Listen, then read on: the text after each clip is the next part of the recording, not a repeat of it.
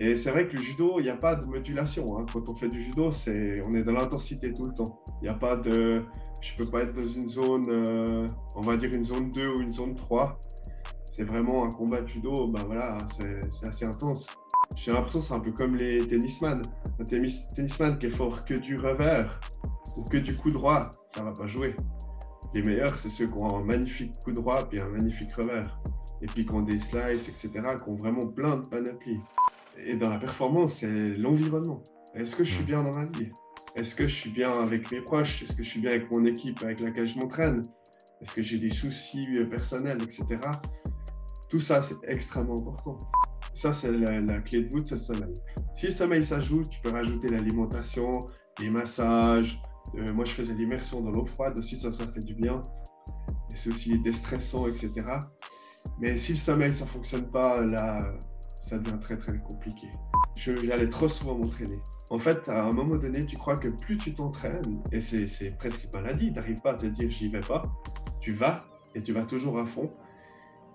Ceux qui arrivent à lever le pied un peu et dire bah là, il faut que j'aille doucement, ça ne veut pas dire qu'ils vont être moins performants le jour de la compète. Ils auront peut-être moins d'entraînement dans les pattes, mais ils seront au taquet.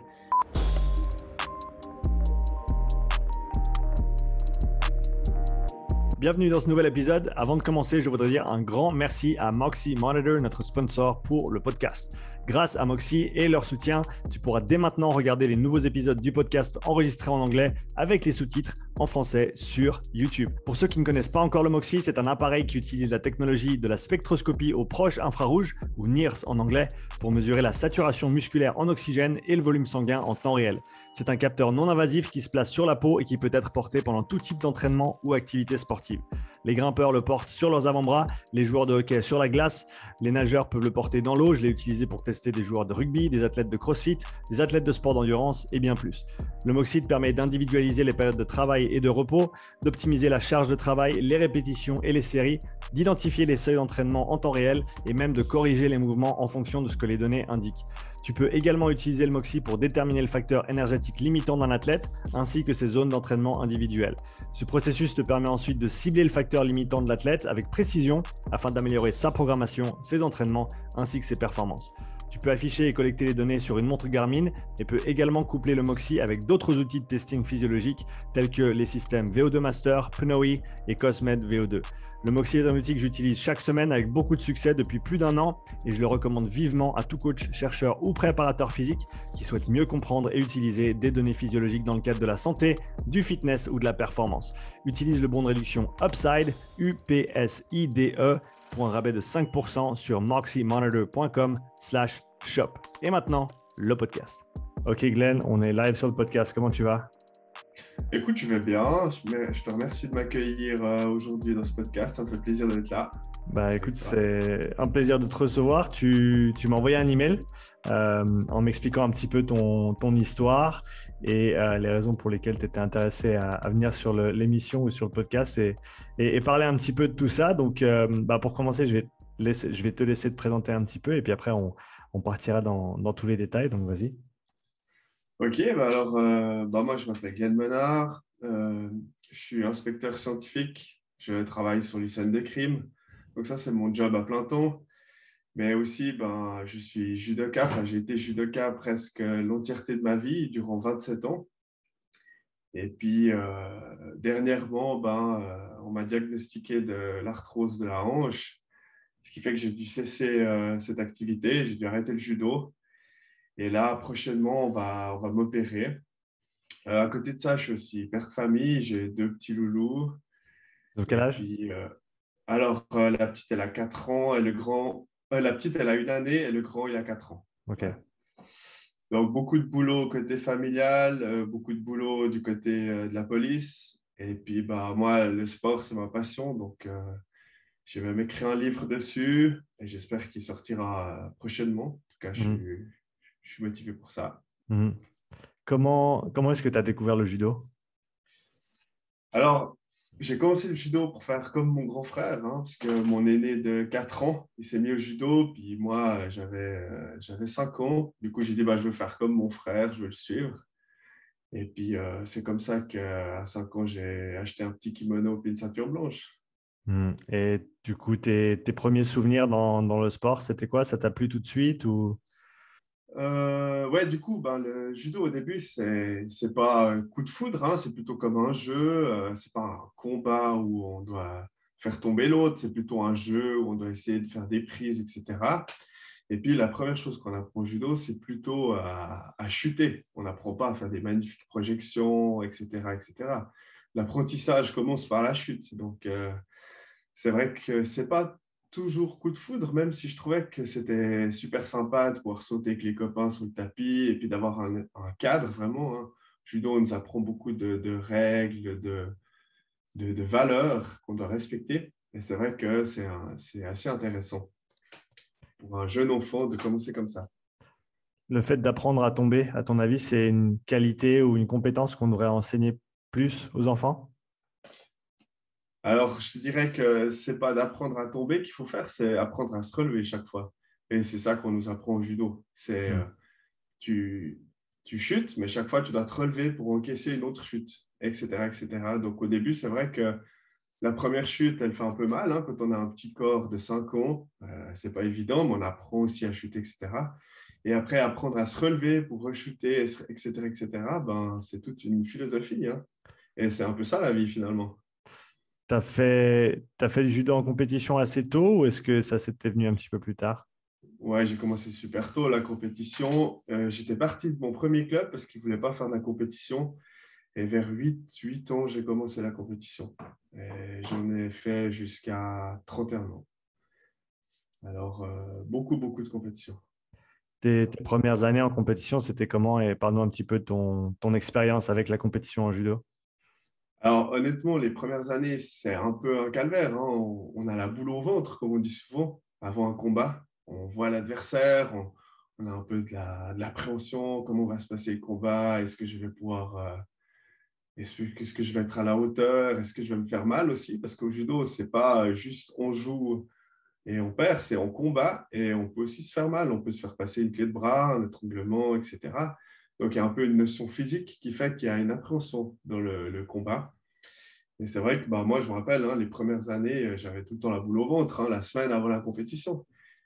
Et après, au fil du temps, bah, on apprend à gérer cette appréhension, etc., à mieux se contrôler. Et c'est vrai que ça, c'était très, très utile dans ma vie, même ma vie professionnelle plus tard. Est-ce qu'il y a des pratiques que tu as mis en place justement pour t'aider à te préparer pour ces échéances de compétition, des moments qui étaient stressants? Qu'est-ce que tu as comme outil maintenant dans ta boîte à outils en tant qu'être humain pour faire face à des moments peut-être difficiles comme ça? Alors, c'est vrai que moi, l'outil préféré que j'avais, c'était la préparation. Moi, il fallait que j'arrive prêt. Si je savais que j'avais fait tout ce que je pouvais, c'est-à-dire du côté alimentation, du côté entraînement, etc., eh ben, j'arrivais, j'étais prêt à la compétition, j'étais en pleine forme. Parce que je savais que j'avais fait le job. Si je savais que j'avais pas bien bossé ou comme ça, bah ça me stressait, ça me mettait dans un état de stress. Et puis après, bah, au fil des années, j'ai appris aussi à faire des exercices de respiration, à me relaxer aussi, en essayant de penser des fois à autre chose que juste le sport, juste l'entraînement. Donc, essayer de se changer les idées juste avant la compétition, ça peut être des bons moyens d'évacuer le stress. Tu as parlé de l'importance de la qualité de la préparation. Comment est-ce que tu juges ta préparation? Qu'est-ce qu'une bonne préparation pour une compétition et qu'est-ce qui n'en est pas une? Ouais, c'est vrai que c'est compliqué, mais bah, moi, quand je me préparais à 15 ans, je n'avais pas la même expérience que quand je le faisais à 25 ans, hein. Mais sur la fin, pour moi, une bonne préparation, ça commençait, allez, 6 mois avant, hein, avec déjà un socle d'endurance, hein. Ça, c'était super important. Début de saison, beaucoup d'endurance. J'étais dans les 80% d'endurance et 20% d'explosivité force. Et puis, une fois que j'avais consolidé cette endurance, eh ben, je pouvais commencer à augmenter les intensités. Et je diminuais l'endurance à 20%, et puis là, j'étais plus que dans l'intensité, etc. Et puis, plus je me rapproche de la compétition, plus j'étais comme ça. Quand tu Et parles après, quand tu parles d'endurance, c'était l'endurance en monostructurel, en course à pied, en vélo, autre chose, ou mhm, c'était plus spécifique au judo? c'était vraiment, moi, je faisais course à pied, ben, aussi natation et puis Mhm. vélo. Mhm. mais vraiment dans des domaines, comme tu dis, hein, domaines d'intensité assez bas. Donc, mais la course à pied, ça, c'est vraiment quelque chose que j'appréciais beaucoup. Et si on regarde les heures que tu passais sur le tatami, tu passais combien d'heures par semaine en début de préparation par rapport à la fin de préparation? Est-ce qu'il y avait une grosse différence en termes de travail spécifique en judo? Et donne-nous une idée aussi du temps que tu passais justement sur cette préparation en heures par semaine, en endurance, en puissance, etc. Bah, ce qu'il faut savoir, c'est que moi, je n'étais pas athlète professionnel. Donc, mon temps, si tu veux, je faisais aussi des études en parallèle, hein, et pour faire ma profession. Puis après, je travaillais aussi à 100%. Donc, le temps que je pouvais dévouer à l'activité physique, enfin, en tout cas au judo, sur la fin, j'étais dans les 20-25 heures. Mhm. Et puis, sur l'endurance fondamentale, ben, sur une semaine, je faisais, si j'arrivais à faire 3 ou 4 entraînements d'1 heure, donc ça, c'était déjà bien. Et après, je faisais 2 ou 3 entraînements de judo assez intensifs. Mhm. Et c'est vrai que le judo, il n'y a pas de modulation, hein. Quand on fait du judo, on est dans l'intensité tout le temps. Il n'y a pas de, je ne peux pas être dans une zone, on va dire une zone 2 ou une zone 3. C'est vraiment un combat de judo, ben voilà, c'est assez intense. Et en termes d'heures de judo par semaine, ouais, je dirais entre 6, 7, 8. Ça dépend. Ça dépendait aussi de l'emploi du temps. Et tu sentais vraiment l'impact positif du travail d'endurance sur le judo, sur vraiment ta pratique sportive, parce qu'il y en a qui diront qui diraient que c'est du travail qui est très général, c'est éloigné du judo, que le judo c'est un sport explosif, que l'endurance c'est pas si important que ça. Donc quel était ton ressenti par rapport à ça? Bah, moi, c'est clair que si tu veux augmenter ta capacité de travail, moi j'aime bien parler en capacité de travail. Si tu veux avoir une bonne capacité de travail pour encaisser tous les entraînements que tu te prends sur des semaines et des semaines, il faut avoir de l'endurance. Sinon, c'est impossible. Tu peux pas. Après, ça dépend ce que tu attends. Mais moi, je voulais beaucoup m'entraîner. Je voulais récupérer. Puis c'est vrai que d'avoir une bonne endurance fondamentale, hein, eh ben, ça t'aide énormément. Mais c'est ça, tu dois la construire au début de chaque saison. Et puis, c'est pas que dans le judo, c'est dans tous les sports qu'il y a de l'endurance fondamentale. Mhm. C'est la base. Et les judokas, maintenant, un bon judoka qui a compris comment fonctionne la préparation, s'il ne fait pas d'endurance fondamentale, c'est peine perdue. Tu suis un peu ce qui se fait aujourd'hui à haut niveau en judo. Est-ce que tu connais soit des compétiteurs, des combattants, où tu suis des gens et tu vois un peu ce qu'ils font et ça concorde avec ce que tu dis là. Donc, beaucoup de travail de fond en début de saison pour justement Mhm. ensuite tolérer la charge d'entraînement, tolérer les intensités d'entraînement en judo. Bien sûr.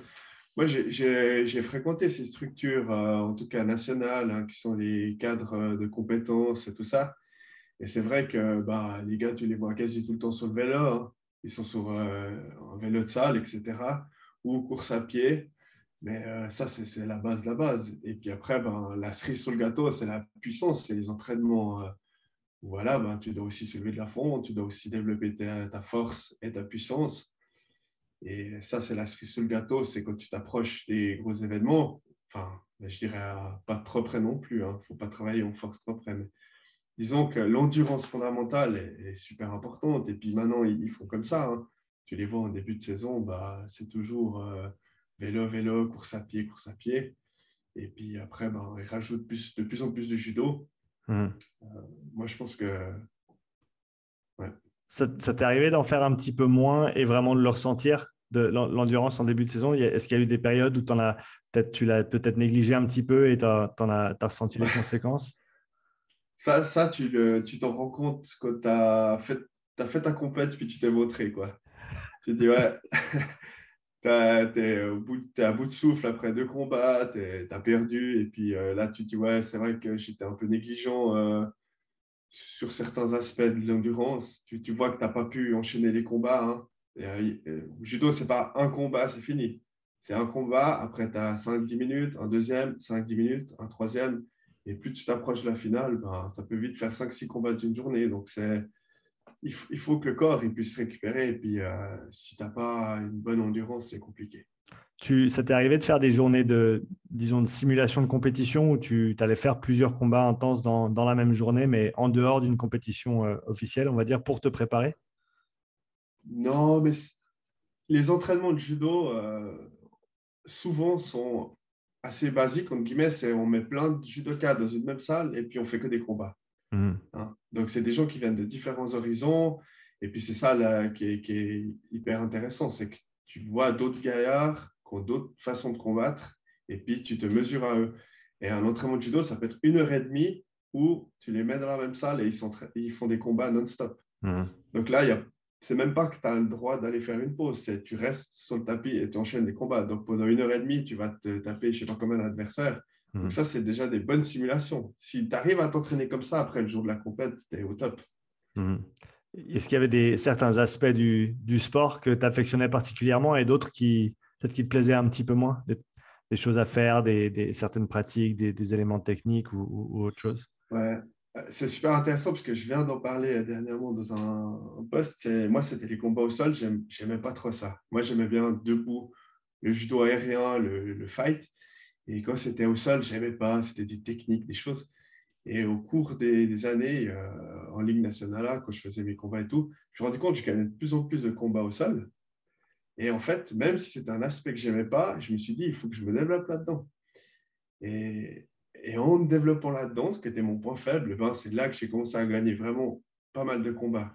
Mhm. Parce que c'était une opportunité le sol. Et puis c'est vrai que je pense que nos points faibles dans un sport, il faudrait se focaliser dessus. Peu Tout, importe tout, le sport que tu fais. tout le temps ou pas nécessairement parce que on entend les deux. On se dit il faut travailler sur ses faiblesses et après on dit aussi faut vraiment miser sur ses forces et minimiser ses faiblesses. Qu'est-ce que tu en penses? Moi, je pense qu'il faudrait être complet. En tout cas, au judo, il faut être complet. Il faut être complet au sol, debout, etc. Après, moi, c'est 2, 3 techniques qui m'ont permis de gagner tous mes combats. C'est pas en connaissant toutes les techniques. Mhm. On a 2, 3 points forts qu'on met en avant et qui nous permettent de gagner. Par contre, il faudra avoir des points forts dans chaque domaine. Donc, tu vois, si j'ai des points forts debout, il faut aussi que j'en ai dans les transitions au sol. Il faut Mhm. aussi que j'en ai au combat au sol. Mhm. Donc, un peu avoir des outils pour chaque direction. C'est comme un judoka, on lui dit de pouvoir faire des mouvements à gauche ou à droite. S'il est capable de faire ça, le gars, il peut gagner vraiment beaucoup. Mhm. Parce qu'il est capable, dans plusieurs situations différentes, en avant, en arrière, dans plein de déplacements différents, il sera capable d'entrer une attaque. Et là, il sera dangereux. C'est un peu, si je comprends bien, faire une prise d'un côté et de l'autre, c'est un peu comme savoir taper un ballon pied gauche et pied droite et pouvoir jongler Bien correctement sûr, avec les deux pieds. Et complètement. si tu apportes une dimension, bah, ça double en fait ton potentiel d'exécution du fait que tu peux le faire des deux côtés. Est-ce qu'il y a Bien encore sûr. beaucoup de judokas, et je pense que ça de moins en moins au niveau, mais tu dirais au niveau amateur, est-ce qu'il y a encore beaucoup de judokas qui se contentent de juste faire les prises d'un seul côté et de ne pas développer ce mauvais côté, entre guillemets? Il y en a, mais tout le monde a la capacité, en tout cas, je pense, les athlètes de haut niveau, ils ont tous la capacité d'entrer de chaque direction. Mhm. Donc, ils sont capables d'entrer en direction à gauche ou entrer en direction à droite. Après, les mouvements, ce n'est pas tout le temps purement un mouvement de gaucher, etc. Ils sont aussi capables d'avoir des gardes de gaucher ou de droitier et d'alterner. Ça, Mhm. je pense que, et aussi de projeter vers l'avant ou vers l'arrière. Ça, c'est Mhm. vraiment, je pense qu'à un haut niveau, ils sont capables d'aller dans toutes les directions. Et puis, il n'y a qu'à voir, j'ai l'impression que c'est un peu comme les tennisman. Un tennisman qui est fort que du revers ou que du coup droit, ça ne va pas jouer. Les meilleurs, c'est ceux qui ont un magnifique coup droit puis un magnifique revers. Et puis qui ont des slices, etc., qui ont vraiment plein de panoplies. Mhm. Et qu'est-ce que tu dirais qui fait la plus grande différence entre un judoka de niveau amateur et ceux qui commencent à vraiment gagner des compétitions et voilà, et simplement être fort et monter à un grand niveau? Quels sont les facteurs qui différencient on va dire, ces grandes catégories ou ces niveaux-là en judo? Alors, le facteur numéro un, c'est que le gars, il faut qu'il soit assez fort et talentueux pour se construire plus ou moins lui-même, pour être repéré et pris dans une structure. Du moment Mhm. qu'il est pris dans une structure, 100% de son temps, il est dévolu à ça. Et là, le gars, il mange, il dort, il s'entraîne et puis il est entouré, etc. Puis du moment qu'il est là, il a la chance de devenir performant. Et je rajouterai aussi quelque chose, les meilleurs judokas, pour moi, ceux qui ont été le plus loin, c'est ceux qui ont réussi à ne pas se blesser. Mhm. C'est-à-dire qu'ils avaient une physionomie suffisamment forte ou une souplesse ou plusieurs facteurs suffisamment forts pour éviter la blessure. Parce qu'il y en a, c'est des étoiles filantes, ils sont incroyables. Par contre, ils se pètent les ligaments croisés, ils se pètent les épaules, etc. Et tu ne les vois plus. Les blessures en judo, est-ce que c'est un sport voilà, à contact, hein, on peut pas s'en défaire, ça c'est sûr. Ouais. À ton avis, elles sont dues à quoi est-ce qu'il y a est-ce qu'il y a une cause principale derrière la majorité des blessures en judo? Est-ce que c'est un manque de renforcement? Est-ce que c'est une surcharge de travail? Est-ce que c'est des défauts techniques? Est-ce qu'il y en a un qui ressort peut-être ou est-ce que c'est un petit peu tout et c'est dur de différencier? Je pense que la majorité des blessures viennent d'une fatigue. Hein. Hmm. Les athlètes professionnels, ils s'entraînent énormément. Moi aussi, je m'entraînais énormément, j'avais un travail, etc. Et au bout d'un moment, il y a la fatigue qui s'installe. Et la fatigue, c'est les erreurs. C'est aussi les tendons qui ne récupèrent pas. Même si le muscle il a récupéré, le tendon, il n'a pas forcément récupéré encore. Ça Mhm. prend beaucoup plus de temps. Et du coup, ça, à la longue, ça crée des blessures. Moi, quand j'étais en pleine forme, reposé et tout, je ne me blessais jamais. C'est quand j'étais fatigué, que j'avais déjà un peu mal, que je n'allais pas bien, etc. Et encore un autre aspect qu'on ne parle pas dans la blessure, c'est un peu et dans la performance, c'est l'environnement. Est-ce que je suis Mhm. bien dans ma vie? Est-ce que je suis bien avec mes proches? Est-ce que je suis bien avec mon équipe avec laquelle je m'entraîne? Est-ce que j'ai des soucis personnels, etc. Tout ça, c'est extrêmement important. C'est l'athlète, une fois qu'il est en ordre avec sa famille, ses proches, etc., là, il va être épanoui, puis là, il va être performant. Comment est-ce que toi, tu as géré cet aspect-là de ta vie entre un travail qui quand même demande énormément de temps avec des horaires irréguliers, une vie de famille et en plus de ça, de la compétition en judo à un haut niveau? Comment est-ce que tu as trouvé cet équilibre et comment est-ce que tu as pu le maintenir sur ces années? Alors, moi, je dirais que je ne l'ai jamais trouvé, l'équilibre. Je ne l'ai jamais trouvé. Et pour moi, l'équilibre de vie, c'est un nirvana. On n'y arrive jamais. C'est impossible de, de performer dans un sport sans mettre de côté un peu ta famille ou d'être un petit peu moins impliqué au job, etc. Moi, j'ai énormément investi dans le judo, énormément investi dans ma profession et aussi ma famille. C'est clair qu'il y a des fois, je leur disais ciao, ciao, vous ne me voyez pas pendant plusieurs fois, quoi. Pendant des soirées, des week-ends où je ne suis pas là, je fais des compètes. Donc, tu dois laisser un peu de côté des fois certains aspects de ta vie, mais il ne faut pas trop les laisser longtemps. Hein. Ah, ça, je dirais, la famille, le travail et tout ça, on peut jongler avec tout ça, mais la famille, il faut faire gaffe. C'est vraiment quelque chose. Euh, et c'est là, moi, je me suis rendu compte, c'est au bout d'un moment, tu es en désaccord parce que ta famille te manque, tu as envie de les voir, etc. Et donc, tu es en désaccord un peu avec ça. Et là, tu es moins dans la performance parce que ta tête, elle est aussi à côté vers ta famille. Et ça, c'est compliqué. Donc, oui, moi, j'ai su gérer ça un temps, mais c'est clair que ma récupération, elle a diminué. J'étais souvent en surentraînement, souvent. Et dans ces moments-là, quand tu étais en surentraînement, qu'est-ce que tu faisais ou qu'est-ce que tu pouvais faire du point de vue de l'entraînement pour peut-être mieux récupérer? Est-ce que c'était juste une diminution de la charge de manière générale? Est-ce qu'il y avait d'autres choses qui t'ont aidé à passer ces moments un petit peu difficiles au niveau fatigue? La base, c'est le sommeil. Hein. Ça, c'est vraiment. Il faudra vraiment. Ça, c'est la clé de voûte, c'est le sommeil. Si le sommeil s'ajoute, tu peux rajouter l'alimentation, les massages. Moi, je faisais l'immersion dans l'eau froide aussi, ça fait du bien. Et c'est aussi déstressant, etc. Mais si le sommeil, ça ne fonctionne pas, là, ça devient très, très compliqué. Donc, augmenter un peu le sommeil, bien s'alimenter et puis éviter aussi ce que moi j'ai aussi fait, hein, parce que tu sais que tu viens du rugby. Hein. Mhm. Et la troisième mi-temps, ça existe hein, au rugby, j'imagine. Eh ben, les judokas, ça existe aussi. Hein. Des fois, on passe aussi du bon temps pour fêter une victoire, arroser une défaite, etc. Et puis, au bout d'un moment, ben, ces écarts, ils vont te coûter très cher. Hein. Mhm. Quand ça fait 4 mois, ouais, Vas-y, vas-y, vas-y. vas-y. Quand ça fait 4 mois que tu n'as pas fait d'excès, je peux t'assurer que tu bois 2 bières, tu es intoxiqué. Hein. Ouais, ouais ça c'est clair. J'en parle, c'est marrant, j'en parlais hier avec une cliente. Je lui disais, je ne sais pas comment j'ai fait pour traverser mes années de 17 ans à 23 ans. Parce que, parce que l'alcool, j'en buvais plus que de l'eau. Et je me dis que c'était certainement les hormones que ça a beaucoup aidé. Et je sais C'est clair. maintenant que, comme tu l'as dit, le sommeil, c'est vraiment la pièce incontestable. Et que et l'alcool a un impact sur mon sommeil qui est monstrueux. Et je le Ouais. vois, je fais un suivi avec mon HRV ou ma VFC depuis 4-5 mois maintenant. Et je vois que si je bois le soir, vraiment, ça me détruit mon sommeil. Je me réveille, mes Ouais. battements, ils sont 10 battements plus hauts peut-être des fois même plus que ce qu'ils sont normalement. Et c'est vraiment un impact qui est considérable.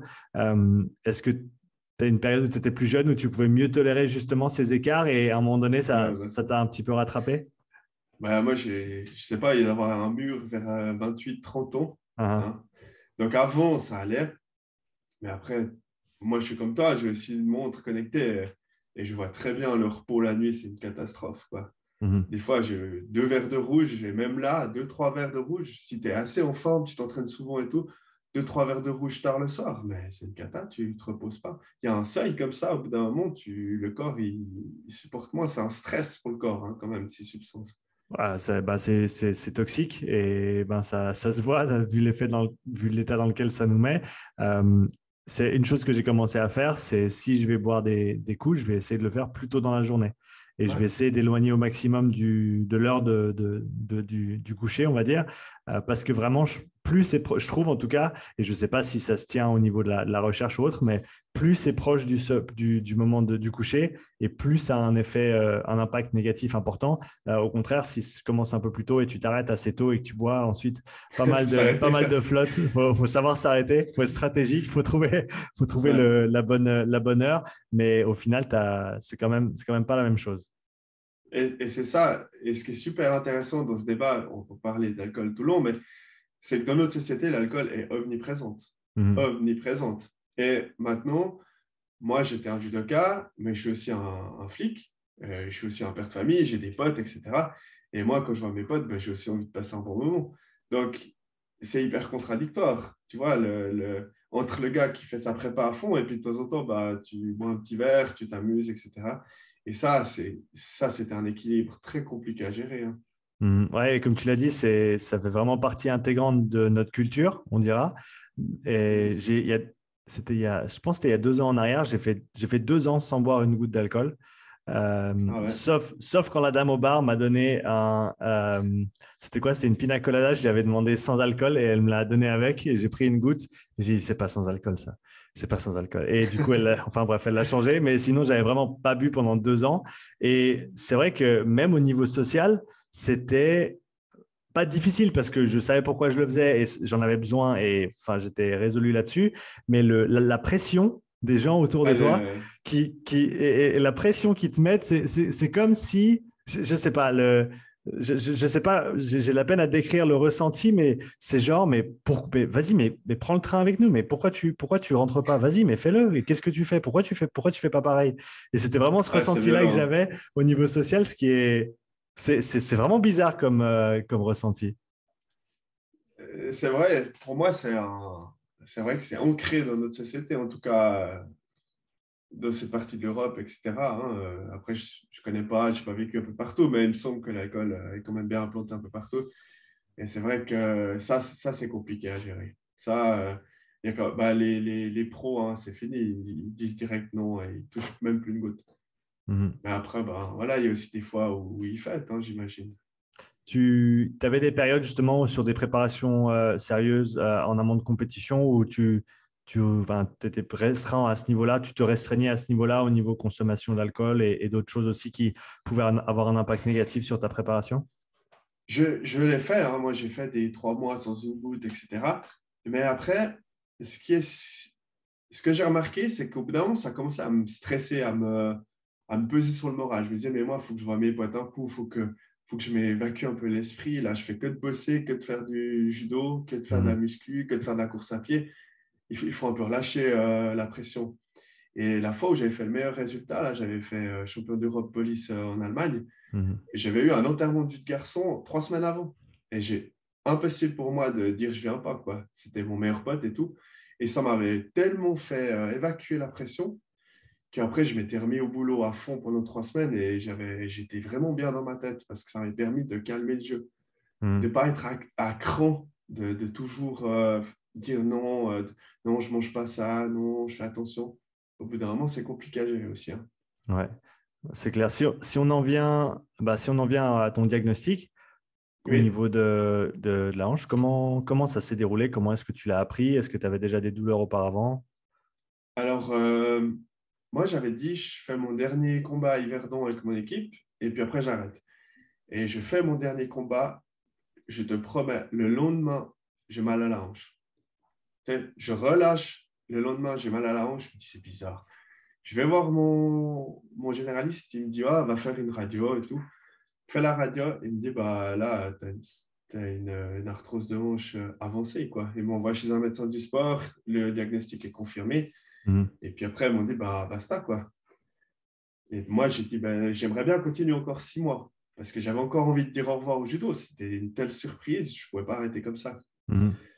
Donc, ça a été d'un coup, hein. J'ai l'impression que la tête, quand elle lâche, là, le corps, il se réveille, il dit, attends, attends, tu vas payer l'addition de tout ce qui ne va pas là.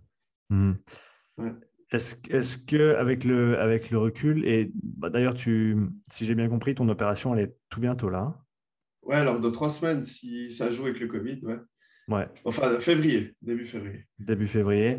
Euh, Est-ce que si tu regardes ce que tu as fait au cours de ta carrière en tant que judoka, en tant que sportif, on va dire de manière générale, est-ce que tu vois une trame? Est-ce qu'il y a des indices qui te disent que ah ouais, là, j'ai négligé quelque chose, là, il y a quelque chose que j'aurais pu faire différemment, qui aurait pu peut-être t'éviter cette situation, ou est-ce que c'était quelque chose que tu ne pouvais pas nécessairement gérer? Moi, ce que j'ai fait faux, s'il y a un truc que je vois que j'ai fait faux, c'est la récupération. Et j'allais trop souvent m'entraîner. En fait, à un moment donné, tu crois que plus tu t'entraînes, et c'est presque une maladie, tu n'arrives pas à te dire j'y vais pas, tu vas et tu vas toujours à fond. Ceux qui arrivent à lever le pied un peu et dire bah, là, il faut que j'aille doucement, ça ne veut pas dire qu'ils vont être moins performants le jour de la compète. Ils auront peut-être moins d'entraînement dans les pattes, mais ils seront au taquet. Et moi, je suis vraiment un travailleur, hein, donc je faisais toujours à fond, tout à fond, tout à fond. Et jamais je levais le pied. Et si ça, être capable de des fois dire, bah voilà, là, je commence à être fatigué et tout, je lève le pied, je pense que c'est la meilleure option à faire. Comment est-ce que tu sais quand c'est le bon moment de lever le pied? Parce qu'il y a fatigué et Mm. fatigué. Il y a le fatigué où tu dois continuer à pousser parce que ça fait partie de Ah, bien l'entraînement. sûr. Tu as besoin de surcharge pour les adaptations. Tu as besoin de quand même creuser un petit trou pour ensuite mieux en ressortir. Comment est-ce qu'avec le recul, tu arriverais à différencier entre des moments de ta carrière où tu étais fatigué, tu as continué, c'était la bonne solution, et d'autres où tu étais fatigué, tu aurais certainement dû t'arrêter Ouais. Bon, l'indication, c'est les proches, hein. Des fois, quand ils te disent, ouh là là, t'es de mauvaise humeur, là, t'es blond, t'es pâle, ça, c'est une bonne indication, hein. Mhm. Si, si ça joue pas, si on commence à avoir une humeur un peu versatile, qu'on est blanc, etc., qu'on perd du poids, qu'on est moins performant, hein, si tu charges une barre et puis que tu es moins performant que la semaine d'avant, ça, c'est un indicateur. Si tu cours moins vite, si tes pulses au repos, elles sont supérieures. Tout ça, c'est... En plus, maintenant, c'est facile avec ces montres de détecter ça. Mhm. Donc, c'est vrai que physiologiquement, on peut le ressentir. Mais moi, je dis, quand on a la tête dans le guidon, hein, quand on est à fond dans quelque chose, c'est super compliqué, hein. De se dire, oh là là, je vais trop fort là. Et donc, si tu avais un conseil pour ceux qui nous écoutent et qui sont peut-être dans une démarche compétitive à l'heure actuelle, qui veulent vraiment se donner à fond et tout dédier, comment est-ce qu'ils peuvent, au-delà de ces différents, on va dire, indicateurs, qui peuvent les aider à faire la différence entre une fatigue qui serait, on va dire, nécessaire au niveau de l'entraînement et une fatigue qui serait superflue et néfaste? Quels autres éléments ils peuvent mettre en place pour les aider par rapport à ça? Euh, pour détecter ces fatigues, bon, moi, ce que je ferais déjà, c'est. La question, c'était vraiment, tu disais, qu'est-ce qu'on peut faire pour détecter ça? C'est Qu'est-ce ça, qu'on hein. peut, voilà, ou simplement ne pas, Mitiger, c'est pas it's to mitigate en anglais, donc je trouve pas la traduction en français dans ma tête. C'est essayer de, voilà, que les effets n'est pas que les effets ne soient pas négatifs, de faire en sorte de manager, si on veut, cette fatigue. Qu'est-ce qu'on peut faire à ce moment-là? Est-ce qu'il faut complètement s'arrêter? Est-ce qu'il y a d'autres choses à faire? Qu'est-ce que tu recommanderais? Après, tout dépend, hein. C'est clair que si tu fais beaucoup d'endurance et tout, ça dépend. Tu peux aménager le volume et l'intensité de l'entraînement. Ça, c'est toujours un truc que tu peux faire. Tu Mhm. réduis le volume, tu réduis l'intensité. Ça, c'est une possibilité. Tu réduis le nombre d'entraînements. Et puis, si tu es beaucoup dans une filière de force, par exemple, parce que tu veux développer ta force, bah, tu peux aussi te dire, bah, maintenant, je fais un peu plus d'endurance, j'essaie de calmer le jeu, etc. Ou si tu fais que de l'endurance, essaie de changer aussi un peu. Parce que ton corps, il a l'habitude c'est toujours les mêmes filières qui travaillent, c'est toujours le même domaine. Mhm. Peut-être laisse-le un peu de côté, continue d'être actif sur un autre domaine. Ça peut être des pistes. Et puis, moi, je dis toujours, il y a plusieurs piliers sur lesquels on peut travailler. C'est la gestion du stress, la récupération, l'alimentation et puis l'état d'esprit. Si tu arrives à travailler ton état d'esprit, tu peux aller super loin. Et ça, c'est la base, l'état d'esprit. Comment est-ce que tu travailles ton état d'esprit? Déjà, il faut arrêter de croire ses excuses. Ça, c'est la base. Toutes les excuses que tu te mets, c'est parce que tu acceptes de les croire. Ah, je ne veux pas aller m'entraîner, je suis fatigué. Mais ça, c'est ce que tu crois. Si tu arrêtes de croire que tu es fatigué, tu vas t'entraîner. J'ai pas le temps d'aller au sport. Ça aussi, c'est la base. Ça, on l'entend tout le temps. Eh ben, tu prépares ton sac, tu le mets devant la porte, comme ça, tu t'en coubles dessus. Tu es obligé de le prendre. Et puis, à midi, ben, tu ne vas pas manger avec tes collègues, tu vas faire du sport. Tu as toujours une possibilité. Et c'est quand on commence à croire ces excuses, parce que les gens, ils sont capables de créer des excuses incroyables, hein. Quand tu commences à y croire, c'est là que ça joue plus l'état d'esprit. Et quand tu es capable de les balayer, chaque excuse qui vient, tu les balayes, c'est là que tu commences à vraiment avoir un super état d'esprit. Et puis la volonté, ça ne s'invente pas. La volonté, on ne crée pas de la volonté. Donc, Comment est-ce que c'est tu quelque la chose. cultives?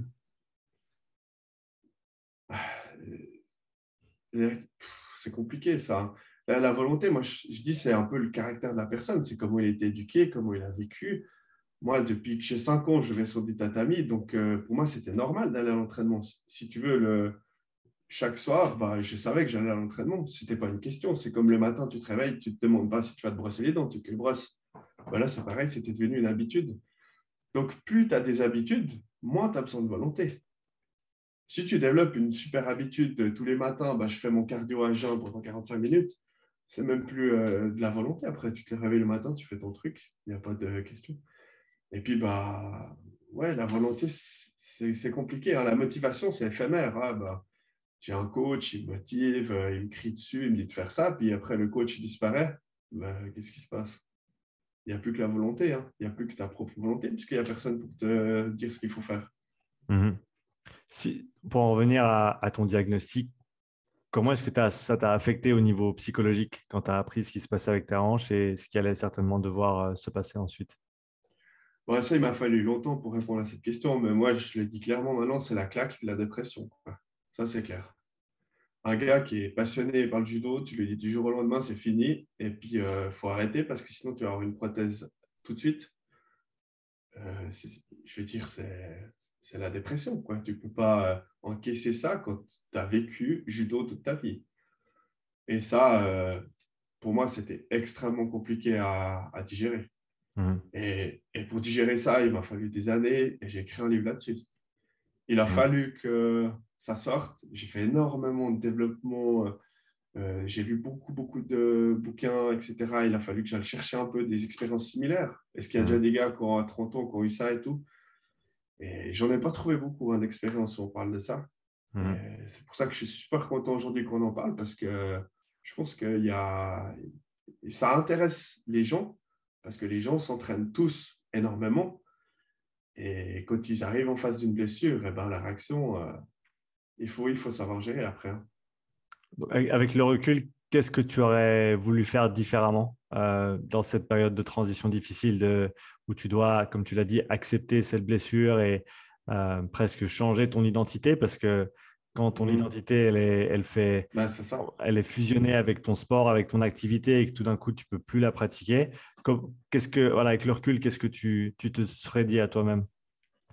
Bah, ce qui est super intéressant que tu dis, c'est ton identité, c'est ça, hein, c'est le sport. Moi, mon identité, c'est judoka. J'étais judoka toute ma vie. Les gens me voient comme le judoka. Et comment casser ça? Eh ben, déjà, moi, j'en ai pas parlé tout de suite, ce problème. Et quand j'en ai parlé, ça m'a aidé. Et plus j'en ai parlé, plus on a compris que c'était fini, cette identité, etc. Bah voilà, maintenant le judo, c'est terminé, je passe à autre chose. Et ça, il faut remplacer, hein. Toute cette énergie, tout ce que tu as focalisé sur le judo, il faut le mettre ailleurs. Si tu le laisses, là, ça ne va pas du tout. Donc moi, je l'ai investi dans d'autres projets. J'ai investi, bah voilà, je me suis mis au renforcement musculaire plus sérieusement. Voilà, je me suis dit, bah, ça, c'est un sport que je peux encore faire. Ah, je vais à fond dedans. Natation aussi, j'ai dit, bah, natation, je peux faire. Je ne savais même pas nager en crawl 10 mètres. Maintenant, je nage 1 heure en crawl sans problème. Il faut remettre des nouveaux projets. Il faut se dire, bah, la vie, elle ne s'arrête pas là. Je ne suis pas juste un judoka. Et puis, ce qui m'a beaucoup aidé, c'est que j'avais un job magnifique. J'avais aussi fondé une famille. Et puis ça t'aide à avancer. Tu sais que tu as quelque chose, tu as construit quelque chose. Il y a autre chose que le judo. Tu l'as senti tout de suite ça ou ça t'a pris du temps pour réaliser que, bah, comme tu l'as dit, il y a d'autres choses aussi, on va dire peut-être relativiser un petit peu ou est-ce que tout de suite tu as pu te dire non, non, j'ai un super boulot, j'ai une super famille, j'ai de la chance ou est-ce que ça t'a pris du temps quand même? Bon, tu te le dis tout de suite, ça, hein, mais pour que tu le comprennes et que tu l'emmagasines vraiment, ça prend quelques mois. Mhm. Alors, c'est vrai qu'on a tendance à souvent voir le négatif d'une situation, et puis bah, ça m'a appris aussi à dire, bah, voilà, il y a aussi du positif dans cette situation. Et, et ce que j'ai vécu, cette histoire de hanche, ça m'a énormément fait grandir, vraiment. Et comme je le dis, je vais jusqu'à là. Si c'était à refaire, je ferais exactement le même parcours. Vraiment. Est-ce qu'il y a d'autres choses qui t'ont peut-être aidé à accepter bah, je veux pas dire, destin, c'est un grand mot, mais cette réalité et ce à quoi tu dois faire face maintenant? Bah, t'acceptes, au début, tu arrives encore à faire des activités, donc tu n'acceptes pas trop, hein. Mais maintenant, si tu veux même marcher, c'est devenu compliqué. Donc là, tu n'as plus tellement le choix. Je suis même pas en train de me dire un jour, ah, je vais pouvoir refaire du judo et être performant. Parce que là, ça fait 3 ans que j'ai plus touché un kimono. Mhm. Tu es obligé d'accepter parce que ton corps, il a dit stop, hein. Et, Mhm. donc ça aide beaucoup le corps il te met un frein et puis voilà. Mais moi, je dirais vraiment, les sportifs se définissent beaucoup par de leur identité, par le sport qu'ils ont fait. Et après, ben, essayer de se reconstruire une identité qui nous convient et trouver quelque chose qu'on aime, c'est pas facile, hein. Qu'est-ce que Retrouver quelque chose qu'on aime. Qu'est-ce que tu as trouvé du coup comme autre projet dans lesquels t'impliquer et développer maintenant que le judo n'est plus le centre ou un des piliers de ta vie? Ouais. Bon, ben, moi, moi, c'est ma famille, c'est clair, ça, c'est le centre de ma vie actuellement, hein. Et puis, bah, voilà, j'ai des enfants, donc ça, c'est une extrême richesse. Et puis, parallèlement, bah, j'ai écrit un livre sur l'activité physique pour essayer de transmettre un peu tout ce que j'ai appris, toutes mes expériences, un peu en condensé là-dedans. L'écriture, ça m'a beaucoup aidé. Et puis, c'est vrai que j'aime beaucoup faire ça. Et autre chose, ben, le sport. Moi, j'adore encore le sport. Donc, je me dis, je peux encore en faire. Et c'est vrai que bah, j'aime beaucoup le renforcement musculaire. Je me suis donné à fond dedans. Mhm. Ça m'a permis de réinvestir toute cette énergie. C'était une décision de se faire opérer ou est-ce que c'était tu pouvais pas, c'était quelque chose qui était inévitable? Là, c'est inévitable maintenant, Mhm. vraiment. Euh, Moi, j'ai dit quand je peux plus aller marcher avec mes gosses en montagne ou comme ça, ou même plus aller faire un tour en poussette, j'ai dit quand ça, j'arrive plus, je m'opère. Puis là, ça fait déjà un moment que j'y suis, quoi. Mhm. Ça fait 6 mois que je traîne la patte, je boite et tout ça. Donc là, c'est même plus une décision, c'est une obligation, quoi. Et une fois que l'opération sera effectuée, est-ce que tu vas retrouver une fonction complète de la hanche? Est-ce qu'il y aura des restrictions sur soit des amplitudes de mouvement ou des types d'activités que tu pourras faire ou non? Après, le chirurgien dit oui, ben, vous pourrez refaire tout comme avant. Et je ne pense pas que je vais lancer des Uchimata au judo comme je le faisais sur une jambe ou faire des squats à 200 kilos ou des soulevés de terre, etc. Ça, je ne pense pas que c'est une bonne idée. Mhm. Surtout que la prothèse, ben, on peut en mettre une, elle dure 20 ans, et après, on peut en remettre qu'une, qui va aussi durer 20 ans. Et elle peut durer 10 ans, hein, la prothèse. Mhm. Donc, tu n'as le droit qu'à 2 chances, quoi. Moi, je grille mon premier joker à 34 ans. Mhm. Donc, tu vois, si je vis jusqu'à 80 ans, tu fais vite le calcul, ça peut être compliqué, hein. Et parce que du coup, qu'est-ce qui fait que tu peux seulement en avoir deux? Quels sont les facteurs qui ont une influence là-dessus? Pour insérer la prothèse, ils doivent vraiment aller travailler l'os, hein, le fémur. Donc, ils le travaillent, ils le fraisent, etc. Donc, ça va déjà endommager une partie de l'intérieur de l'os, etc. Et ben ça, c'est l'exemple, hein. Et puis, quand ils vont l'enlever, ben, ils vont redevoir travailler pour la deuxième prothèse. Et puis, ben, l'os, tu n'en as pas à foison, hein. Au bout d'un Mhm. moment, ça s'abîme, etc. Et puis, tu ne peux plus changer plusieurs fois. Ça devient compliqué. Sans compter encore que la musculature, elle est atteinte quand tu fais. Il y a aussi l'os du bassin. Donc, c'est deux. Pour le moment, après, ça pourra peut-être changer dans l'avenir. Est-ce que ces prothèses de hanche, est-ce que c'est quelque chose qui est de plus en plus commun? Est-ce que c'est quelque chose qui, euh, voilà, de par peut-être est-ce que c'est le surentraînement? Est-ce qu'il y a d'autres choses qui font qu'aujourd'hui, c'est quelque chose dont plus de gens souffrent ou pas nécessairement? En tout cas, en ayant parlé de ça, de ce qui m'arrivait, je me suis rendu compte qu'il y a pas mal de sportifs qui sont passés par là, hein, Mhm. à des jeunes âges. Il y a Djibril Cissé, il y a pas mal de sportifs qui ont des... Il y a le tennisman, je me souviens plus, Jean Blanc. Bref. Donc, du coup, c'est quand même quelque chose qui est rare, mais qui arrive chez les sportifs. Parce que nous, on va mettre notre appareil moteur un peu plus à contribution. Mhm. Mais après, tu peux très bien faire des années de judo et pas avoir de problème. Tu peux très bien avoir à 20 ans déjà des problèmes. Ça dépend aussi de ta génétique et de ta morphologie osseuse, hein. On n'a Mhm. pas tous des os parfaitement alignés, etc., etc.